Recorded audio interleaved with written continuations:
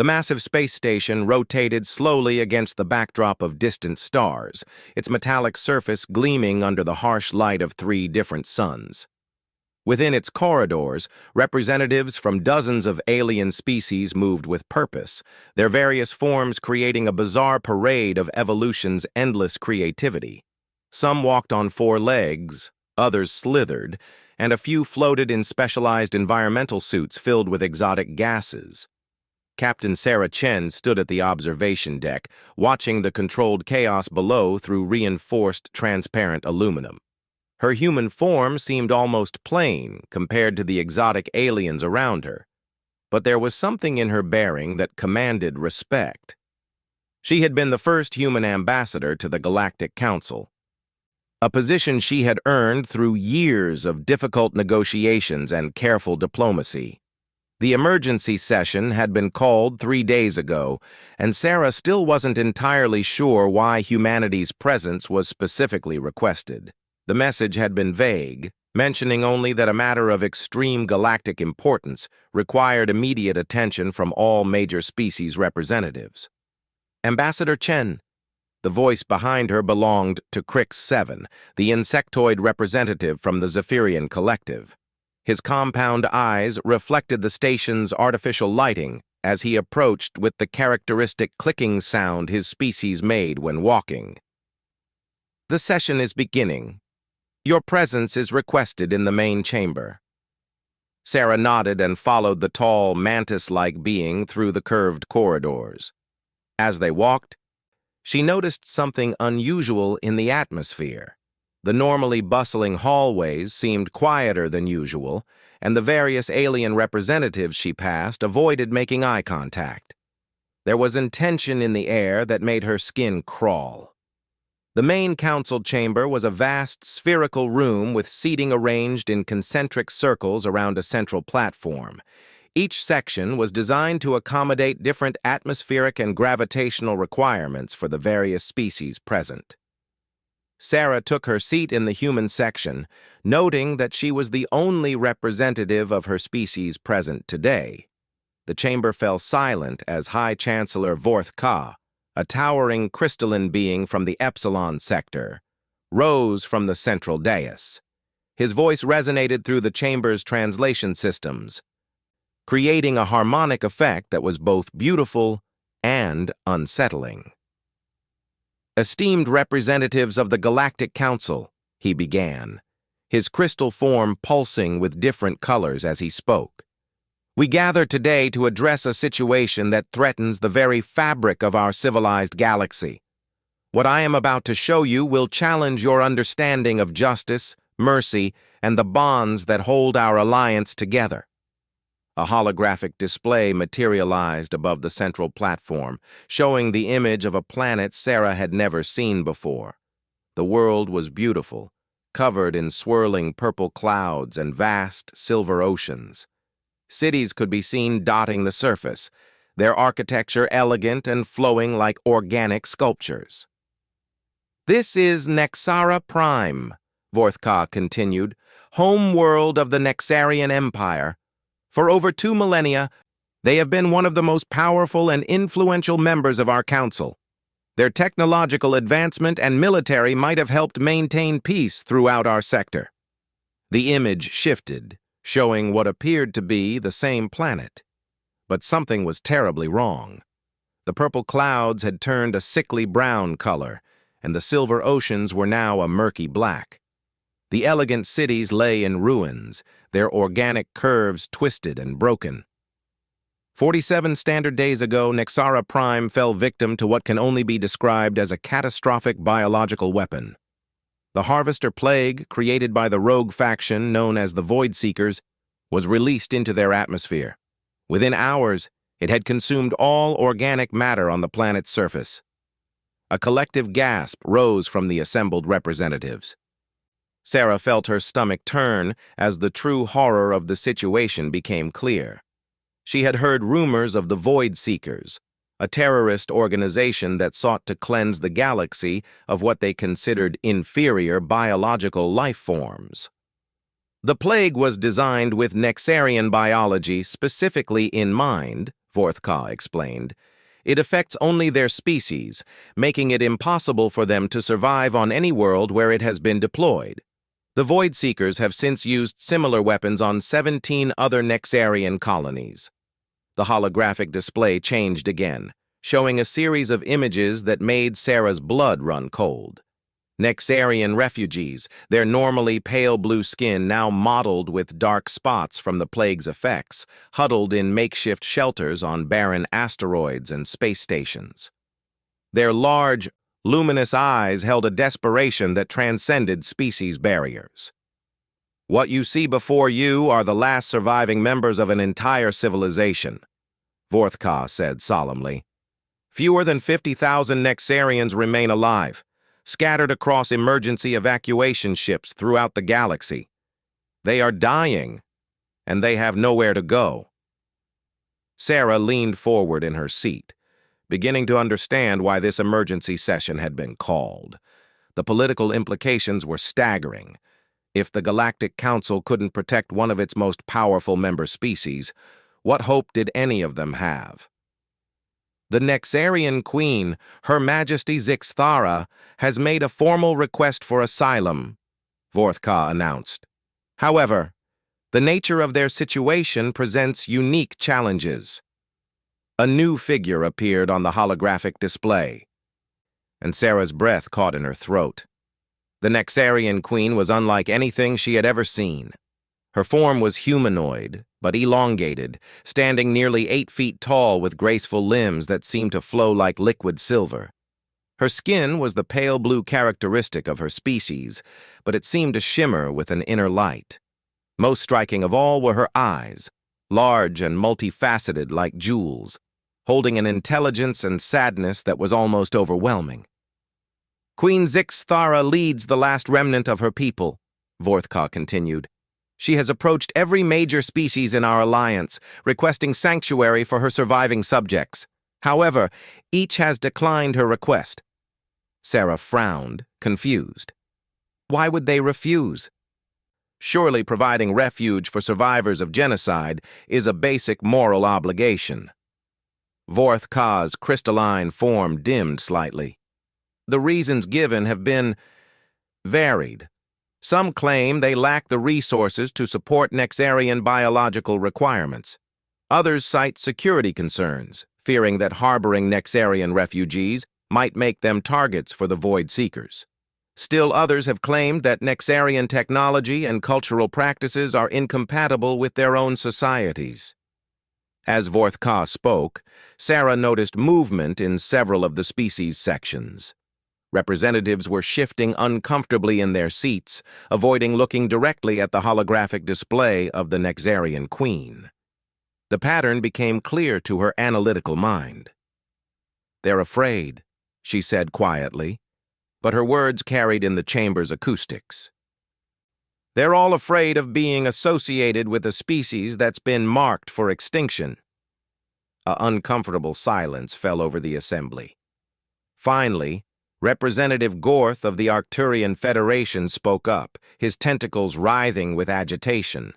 "The humans speak with typical naivety," he said dismissively. "This is not about fear. This is about practical realities. The Nexarians have been targeted for complete elimination. Any species that aids them risks sharing their fate." "So you abandon them to die?" Sarah asked, rising from her seat. She could feel the eyes of dozens of alien species focused on her, but her training as a diplomat kept her voice steady and controlled. "We do what we must to protect our own people," replied Senator Clix of the Hydran Assembly, her aquatic form undulating within her environmental suit. "The survival of billions cannot be risked for the sake of thousands." "The Nexarians were our allies," Sarah continued, her voice growing stronger. "They fought beside us in the Omega conflict. They shared their technology and knowledge freely. Now, in their darkest hour, you turn your backs on them because helping them might be inconvenient or dangerous?" High Chancellor Vorthka raised one of his crystalline appendages for silence. Ambassador Chen raises valid points, but the reality remains unchanged. Every species approached by Queen Zixthara has declined to provide sanctuary. The Nexarians face extinction not just from the plague, but from the unwillingness of their former allies to risk association with them. The holographic display shifted once more, showing the image of a small fleet of ships drifting in the darkness of space. The vessels were clearly Nexarian in design, elegant and flowing, but they showed signs of damage and wear. Sarah could see emergency modifications that had been hastily welded to their hulls, and she realized these were the last evacuation ships carrying the survivors of an entire civilization. Queen Zixithara has made one final request, Vorth-Ka announced. She asks to address this assembly personally, to make her case for her people's survival. However, given the sensitive nature of the situation, we must vote on whether to allow her presence in this chamber. The voting process was swift and decisive. One by one, the species representatives cast their votes through their individual control panels. As the results appeared on the main display, Sarah felt a growing sense of disgust. The vote was overwhelmingly negative. Every single species, with the exception of the humans, had voted against allowing the Nexarian queen to address the assembly. The motion is denied, Vorth-Ka announced formally. Queen Zixithara will not be permitted to address this body. Sarah stood up again, her hands clenched at her sides. "This is shameful," she said, her voice carrying clearly through the chamber. "You call yourselves civilized, but you've just condemned the survivors of genocide to death by abandonment. How is this different from what the Void Seekers are doing?" Representative Gorth's tentacles lashed angrily. "How dare you compare us to terrorists? We are protecting our own people from a very real threat." "By ensuring that an entire species dies out," Sarah shot back.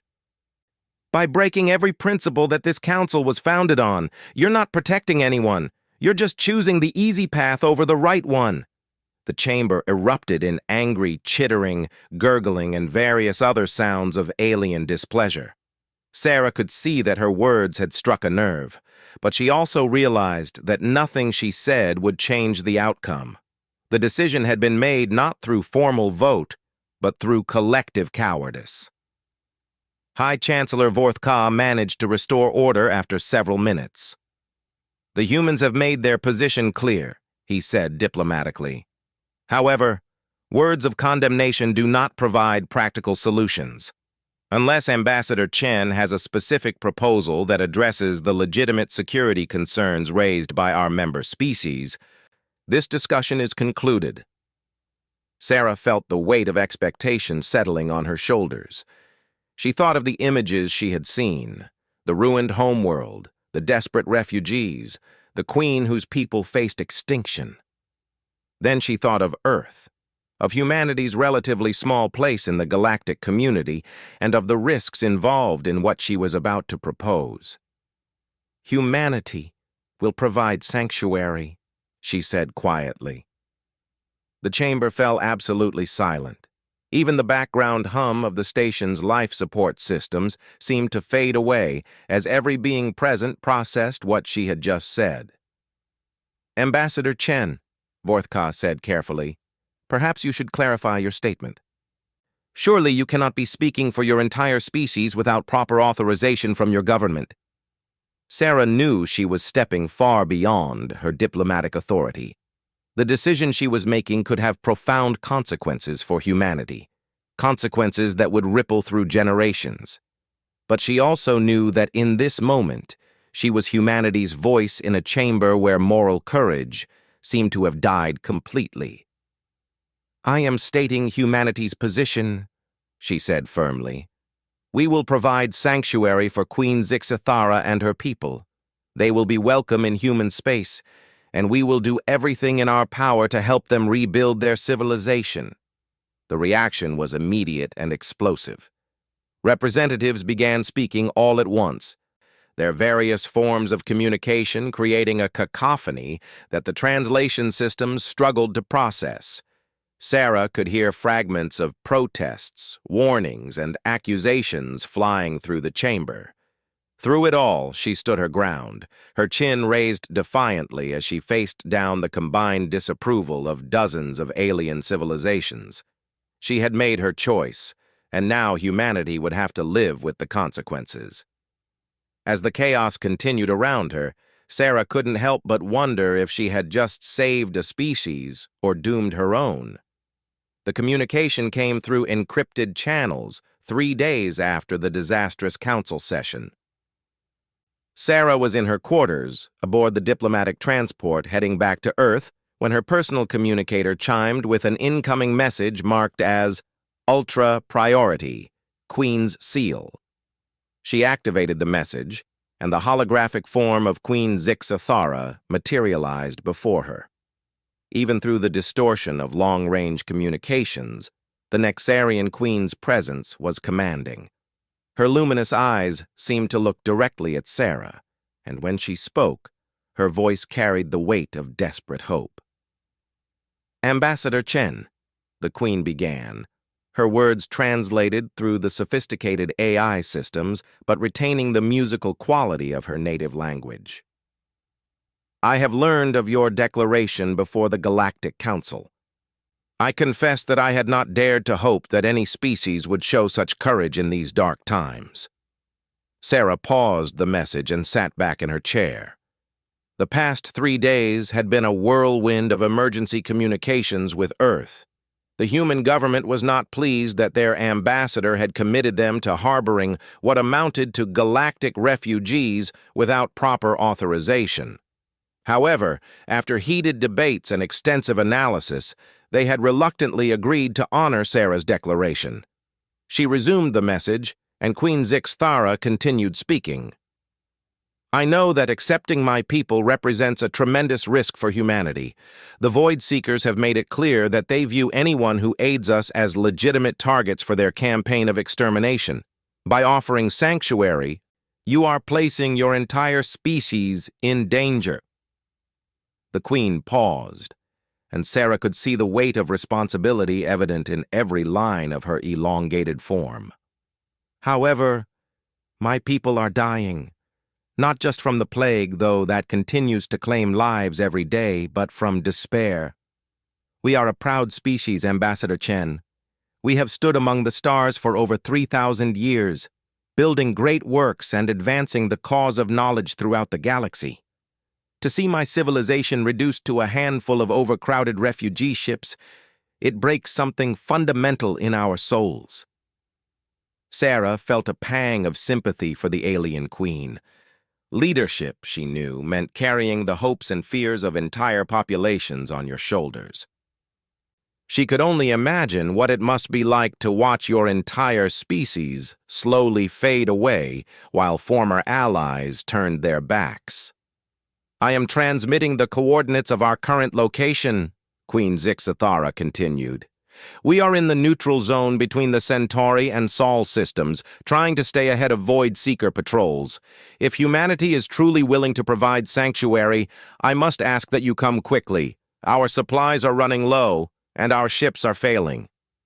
The message ended, leaving Sarah alone with the magnitude of what humanity had committed to. She immediately began composing a response, but before she could finish, her door chimed with an incoming visitor. "Come in," she called, and was surprised to see Captain Marcus Webb, the transport's commanding officer. His expression was grim. "Ambassador, we've received new orders from Earth Command," he said without preamble. "We're to alter course immediately and rendezvous with the Nexarian refugee fleet. You're to serve as humanity's liaison in the initial contact." Sarah nodded, having expected as much. "How long until we reach them?" 18 hours at maximum burn, Webb replied. "But Ambassador, there's something else you need to know. Long-range sensors have detected at least 3 Void Seeker ships in the area. They're hunting the refugees." The implications hit Sarah like a physical blow. If the Void Seekers attacked while humanity was providing aid, it would be seen as an act of war. Humanity would be drawn into a conflict they were not prepared for, against an enemy that had already demonstrated the ability to commit genocide. "Captain, what are your orders regarding the Void Seekers?" she asked. Webb's jaw tightened. We're authorized to defend ourselves and our allies. If they attack the refugee fleet while we're present, we engage. Sarah felt a mixture of pride and terror. Humanity was about to take a stand that could reshape the balance of power in the galaxy. They were either about to become heroes or victims, and there was no middle ground. The next 18 hours passed with agonizing slowness. Sarah spent the time studying everything humanity knew about Nexarian biology, culture, and technology. What she learned only increased her respect for Queen Zixathara's people. The Nexarians were an ancient species that had achieved remarkable advances in biotechnology and environmental harmony. Their homeworld had been a paradise of integrated cities and natural ecosystems, a testament to their ability to advance without destroying their environment. When they finally reached the coordinates provided by the Queen, Sarah was shocked by what they found. The Nexarian refugee fleet consisted of only 12 ships, and all of them showed signs of severe damage and improvised repairs. Emergency beacons flashed from several vessels, indicating critical system failures. "My God," Captain Webb whispered as they approached the largest ship. "How many people are on those vessels?" Sarah checked her readouts. According to the Queen's message, there are approximately 47,000 survivors spread across the entire fleet. That means nearly 4,000 people per ship, in vessels that were never designed to carry such numbers. The main screen activated, and Queen Zixathara appeared before them in real time. Sarah was struck by how different the Queen looked from her previous message. Her skin had lost some of its luminous quality, and there were dark circles around her large eyes that spoke of exhaustion and stress. "Ambassador Chen," the Queen said, and Sarah could hear the relief in her voice. "You came. I confess that part of me feared this was merely a diplomatic gesture that would be quietly withdrawn once your government had time to reconsider." "Humanity honors its commitments, Your Majesty," Sarah replied formally. "We are here to escort your people to safety and to offer them sanctuary in human space." "Your generosity overwhelms me," Queen Zixathara said, her voice thick with emotion. "But I must ask, do your people truly understand what they are risking? The Void Seekers will not differentiate between Nexarians and humans once your species is seen as our protectors." Before Sarah could respond, the ship's alarm system activated. Captain Webb appeared on the screen beside her, his expression tense. "Ambassador, we have 3 ships approaching fast from the outer system. Configuration matches known Void Seeker vessels. Estimated time to weapons range, 14 minutes. Queen Zixathara's form seemed to shrink at the news. "They have found us again. Ambassador, you must leave immediately. Take your ship and go. There is no reason for humanity to be destroyed alongside us." "Absolutely not," Sarah said firmly. "We came here to help, and that's exactly what we're going to do. Captain Webb, what's our tactical situation?" Webb's voice carried the confidence of a career military officer. "We have 1 heavy cruiser with full weapons and shields. The Void Seeker ships appear to be destroyers, smaller but fast and heavily armed. The refugee ships are defenseless." "Can we protect them?" Sarah asked. "From 3 ships, it'll be close, but yes, we can do it." Queen Zixathara was looking back and forth between them with an expression of amazement. "You would truly fight for us? Risk your lives for a people you barely know?" "Your Majesty," Sarah said quietly, "there are some principles that are worth fighting for. The right of sentient beings to exist without fear of genocide is one of them." The Queen's large eyes filled with what Sarah realized must be tears. Though they were silver in color rather than the clear liquid humans produced.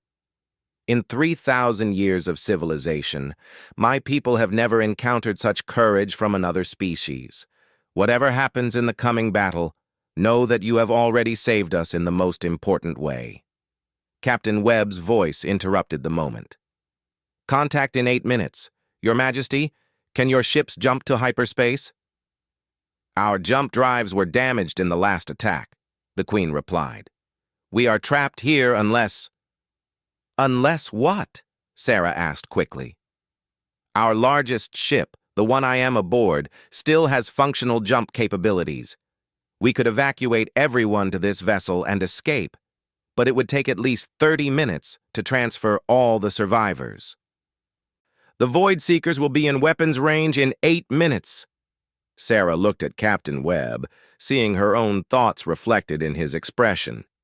They were being presented with a choice that would define humanity's role in the galaxy.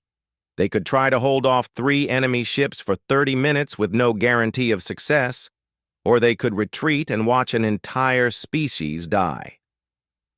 Captain, Sarah said formally, I am requesting that you engage the Void Seeker ships and buy the Nexarians time to evacuate their people. Webb nodded grimly. Understood, Ambassador. All hands, battle stations. This is not a drill. As the human ship moved to intercept the approaching Void Seeker vessels, Sarah watched the Nexarian refugee ships begin the desperate process of transferring their populations. Small shuttles moved frantically between the vessels, carrying as many survivors as possible with each trip. Ambassador, Queen Zixthera said, her voice now coming from the bridge of her flagship, why are your people doing this? What do you hope to gain? Sarah considered the question carefully. Around her, she could hear the sounds of the ship preparing for battle, weapons charging, shields activating, crew members calling out status reports. In a few minutes, humans would be fighting and possibly dying for aliens they had never met. Your Majesty, she finally said, my species learned a long time ago that sometimes the most important battles are the ones where you have everything to lose and nothing to gain except the knowledge that you did what was right. The Queen stared at her for a long moment, and Sarah saw something change in those luminous alien eyes. It was a look of recognition, as if the Queen had suddenly understood something fundamental about humanity that she had never grasped before. In our ancient texts, Queen Zixthera said softly, we have legends of a warrior species that would emerge from the stars in our darkest hour. Warriors who fought not for conquest or glory, but simply because fighting was necessary. I believed these were merely stories created to give hope during difficult times. The first impacts of enemy weapons against their shields shook the ship, and Sarah could see through the viewports the bright flashes of energy weapons lighting up the darkness of space. Perhaps, she said as another volley shook the vessel, some legends are just prophecies waiting for the right moment to come true. The battle raged for 27 minutes. Captain Webb proved himself to be a tactical genius, using the human ship's superior shields and maneuverability to stay between the Void Seeker destroyers and the refugee fleet. The enemy ships were fast and deadly, their weapons designed specifically to penetrate the biological defenses that most species relied upon. However, humanity's approach to warfare was different, harder, more mechanical, based on principles of physics rather than organic adaptation. Sarah watched from the bridge as the final shuttle loaded with Nexarian refugees docked with Queen Zixthera's flagship. The evacuation was complete, but their ship's jump drive would need another 3 minutes to charge fully. Webb to bridge! The captain's voice crackled through the communications system, strain evident in every word. Forward shields down to 30%. We can't take much more of this. Through the main viewport, Sarah could see one of the Void Seeker ships limping away from the battle, trailing plasma from a ruptured engine. Captain Webb had managed to disable one of their 3 attackers, but the remaining 2 were pressing their advantage. Your Majesty, Sarah said to Queen Zixthera, whose image flickered on the main screen, how much longer do you need? 2 minutes, 40 seconds, the Queen replied, her voice tight with anxiety. Ambassador, your ship has taken heavy damage protecting us. You must disengage before it's too late. Sarah looked around the bridge at the human crew members working frantically at their stations. None of them had signed up to die for alien refugees, but none of them seemed to be considering retreat either. It was a uniquely human trait, the stubborn refusal to abandon a mission once committed to it. "Captain Webb," Sarah called into the communicator, "can you give us 3 more minutes?" There was a pause before Webb responded, during which Sarah could hear the sound of explosions and emergency alarms in the background. "We'll give you as long as you need, Ambassador. These bastards picked the wrong species to mess with." The next few minutes were the longest of Sarah's life. She watched as the human ship traded blow for blow with 2 enemy vessels that were specifically designed for this kind of warfare. Sparks flew from damaged control panels, and she could see through the viewports that sections of their hull were now glowing red-hot from repeated impacts. "Jump drive charged," Queen Zixthara announced. "We are ready to depart." "Then go," Sarah shouted. "Get your people to safety." "What about your ship?"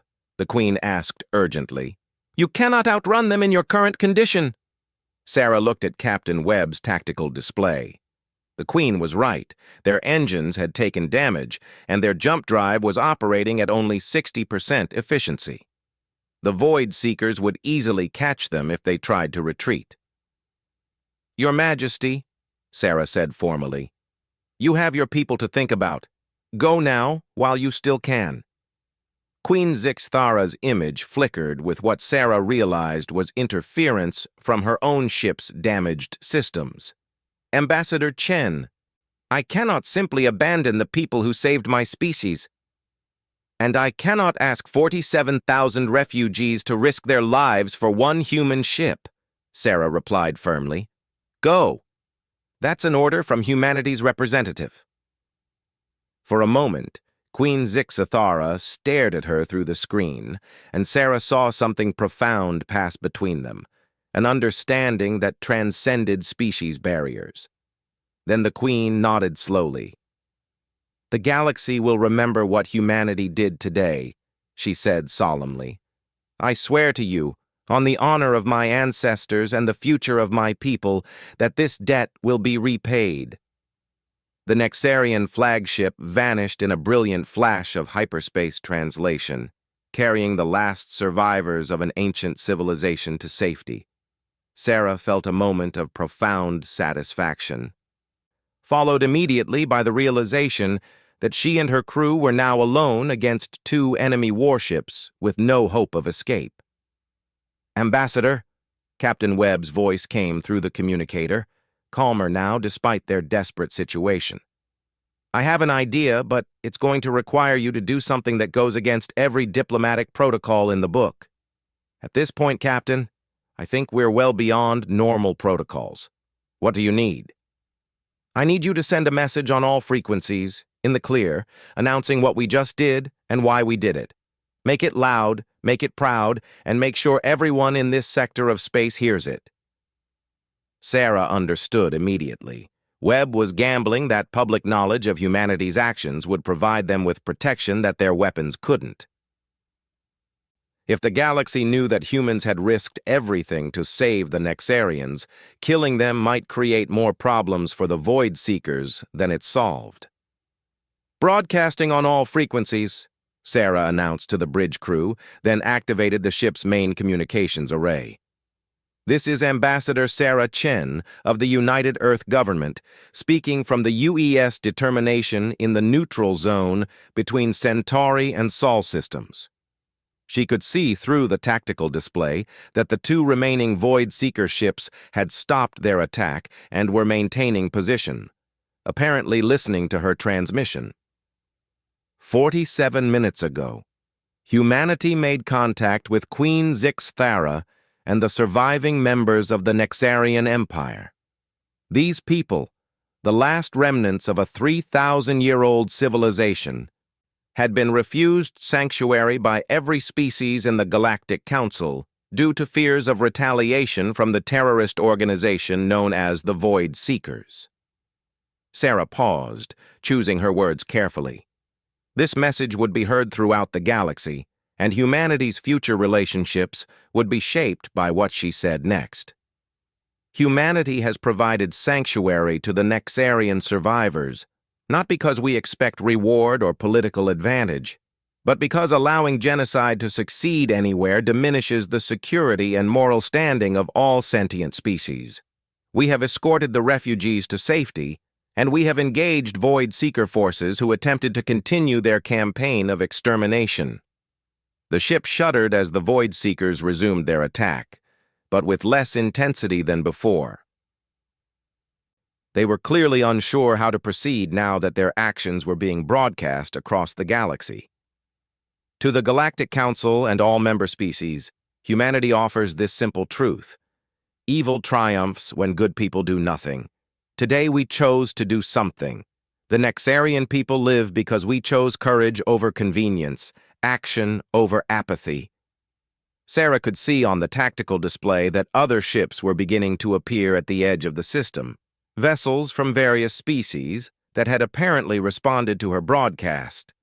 The Void Seekers were no longer alone in their attempt to finish what they had started. To the Void Seekers, and any who support their campaign of genocide, we offer this warning. Humanity will not stand idly by while you murder entire civilizations.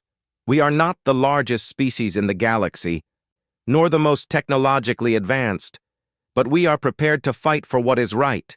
Test us at your peril. The attack stopped completely.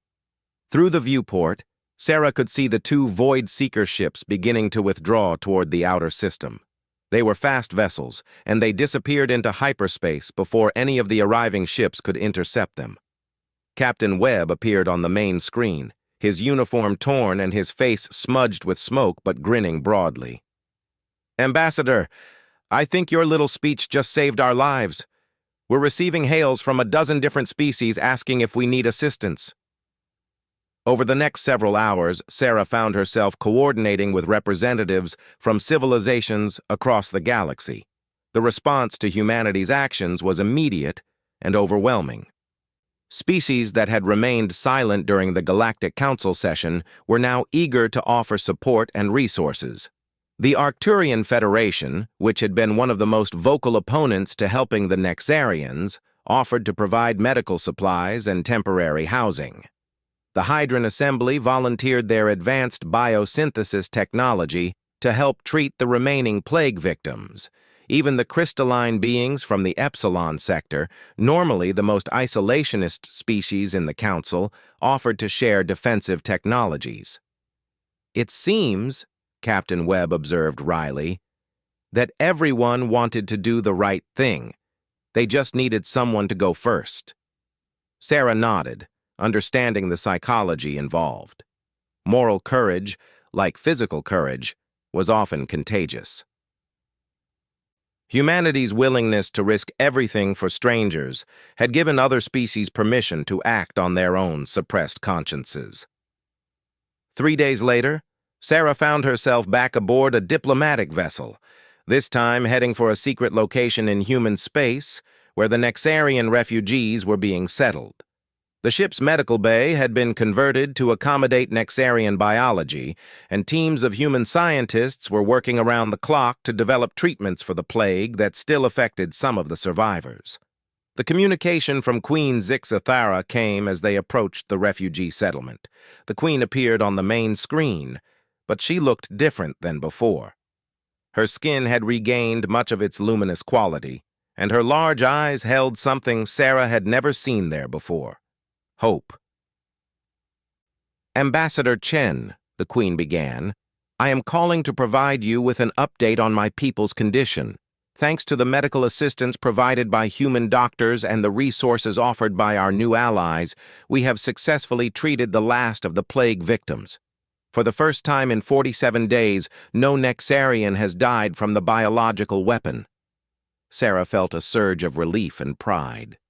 "That's wonderful news, Your Majesty. How are your people adapting to their new environment?" "Better than we dared hope," the Queen replied. "The world you have provided for us is remarkably similar to our homeworld in many ways. Your scientists have worked with ours to create atmospheric processors that allow us to breathe comfortably, and the biodiversity of your planet provides opportunities for us to begin rebuilding our agricultural systems." The Queen paused, and her expression became more serious. However, that is not the only reason I am contacting you. Ambassador, what your species did for us has created ripple effects throughout the galaxy that even you may not fully understand. Sarah frowned, concerned. What do you mean? The Galactic Council has been shaken by the response to humanity's actions. 17 species have formally withdrawn from the Council, citing its failure to take action during our crisis. 23 others have demanded a complete restructuring of the organization's charter to prioritize moral obligations over political convenience. Queen Zixthara leaned forward, her luminous eyes intense. More importantly, the other species targeted by the Void Seekers, the Tauri colonies, the Meridian settlements, the Outer Rim territories, they are no longer isolated. Humanity's example has inspired a coalition of species committed to mutual defense against genocide. Sarah felt a mixture of pride and apprehension. Humanity had wanted to save one species from extinction, but they had apparently triggered a fundamental shift in galactic politics. There is something else, the Queen continued. My people have made a decision. We cannot simply rebuild our civilization and forget what has happened. We owe a debt to humanity that can never be fully repaid, but we intend to try. A new image appeared on the screen beside the Queen, technical schematics and data that made Sarah's eyes widen in surprise. Your Majesty, what am I looking at? The complete technological archives of the Nexarian Empire, Queen Zixthara said simply. 3,000 years of scientific advancement, including biotechnology that could extend human lifespans by centuries, terraforming techniques that could make any world habitable, and medical knowledge that could eliminate most diseases. Sarah stared at the display, understanding the magnitude of what was being offered. This wasn't just technology. It was the accumulated knowledge of one of the galaxy's most advanced civilizations, freely given. We cannot offer this to humanity alone, the Queen continued. That would create an imbalance that might lead to other conflicts. Instead, we propose to share this knowledge with all species that join humanity's mutual defense coalition. Those who stand together against genocide will advance together toward a better future. The implications were staggering. Humanity had begun the day as a minor species on the periphery of galactic politics. They were ending it as the leaders of a coalition that could reshape the balance of power throughout the galaxy. Your Majesty, Sarah said carefully, this is far beyond what we expected or asked for. Queen Zixthara smiled, an expression that was hauntingly beautiful on her alien features. Ambassador, when my people were dying in the darkness of space, abandoned by our former allies and hunted by our enemies, humanity chose to risk everything to save us. Not for profit, not for political advantage, but simply because it was the right thing to do. The Queen's image flickered slightly as the transmission adjusted for distance. But her voice remained clear and strong. In our ancient texts, there is a concept that roughly translates to the debt of life. When someone saves your life, you become responsible for ensuring that their sacrifice has meaning.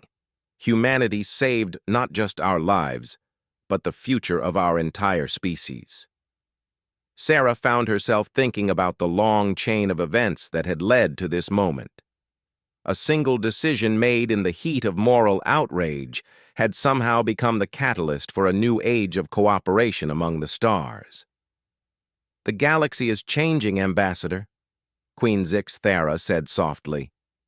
The old order, where powerful species could ignore the suffering of the weak, where political convenience mattered more than moral courage, where fear ruled over compassion, that order is dying. The Queen stood, her tall form elegant even through the holographic transmission.